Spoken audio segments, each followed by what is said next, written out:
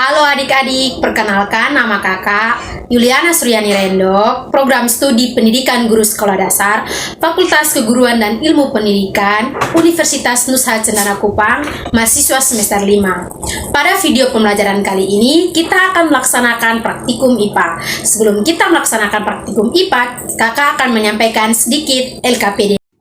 Lembar kerja peserta didik, mata pelajaran IPA, kelas 5 semester 2, tema 9, benda-benda di sekitar kita, subtema 3, manusia dan lingkungannya. Kompetensi dasar 3.9, mengelompokkan materi dalam kehidupan sehari-hari berdasarkan komponen penyusunnya, zat tunggal dan campuran. 4.9, melaporkan hasil pengamatan, sifat-sifat campuran dan komponen penyusunnya dalam kehidupan sehari-hari.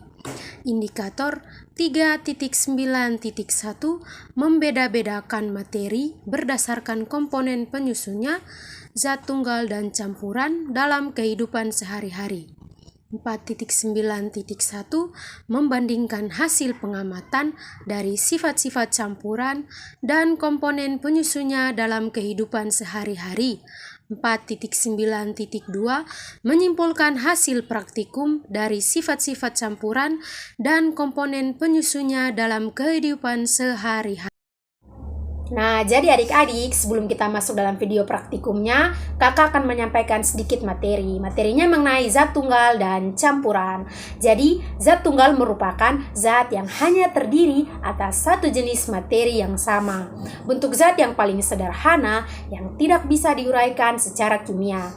Jadi, zat tunggal kita bisa temui dengan mudah di sekitar kita. Contohnya air garam, air gula, oksigen, kayu, dan lain-lain. Yang kedua, zat campuran. Nah, jadi zat campuran itu merupakan zat yang memiliki dua atau lebih zat yang berbeda. Nah, jadi zat campuran tersebut terdiri atas dua jenis. Yang pertama, zat campuran homogen. Zat campuran homogen ini merupakan dua atau lebih zat yang mana seluruh zat penyusunnya tercampur dengan sempurna. Pada zat campuran ini, penyusun campuran tidak dapat dibedakan, contohnya air garam, air sirup, dan lain-lain. Yang kedua, zat campuran heterogen. Nah, jadi zat campuran heterogen itu yang mana seluruh zat campuran atau penyusunnya tidak tercampur dengan sempurna. Contohnya air kopi, adonan tepung, dan lain. Nah, ayo adik-adik bersama dengan kakak kita akan melaksanakan praktikum. Jadi, kali ini kita akan membuat larutan untuk memberi motif pada proses pembuatan batik jemputan. Langkah yang pertama, masak air hingga mendidih. Setelah mendidih, masukkan zat pewarna dan aduk hingga merata.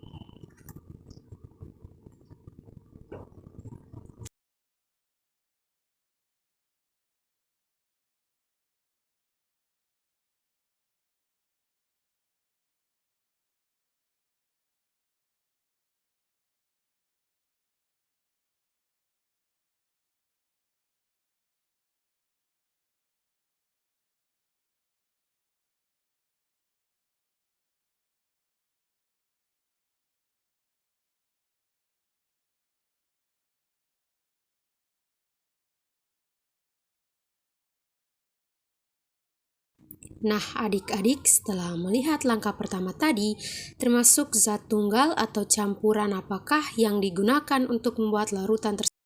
Langkah yang kedua, tutup kelereng dengan kain, kemudian ikat dengan karet gelang hingga tersusun dengan rapi.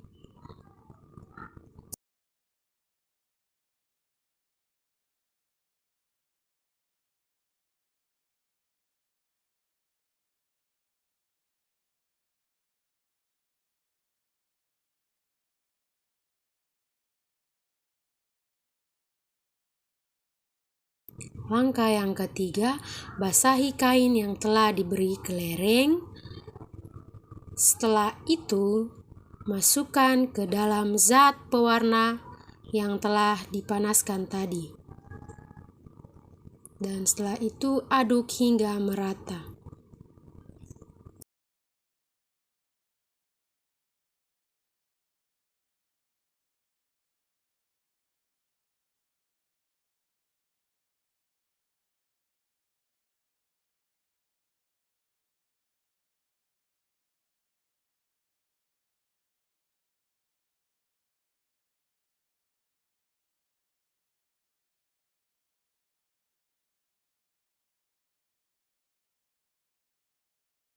Selanjutnya, aduk-aduk hingga rata dan bolak-balik kain tersebut agar tercampur dengan sempurna.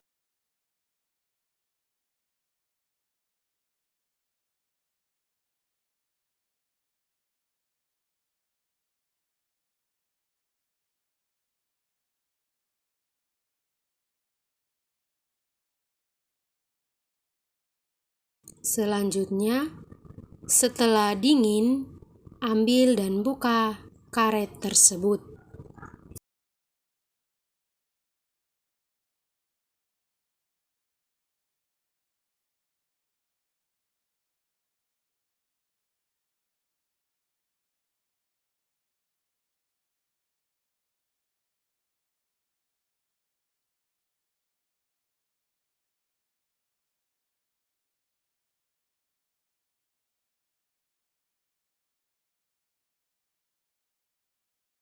Langkah yang terakhir, jemur di tempat yang tidak terkena sinar matahari.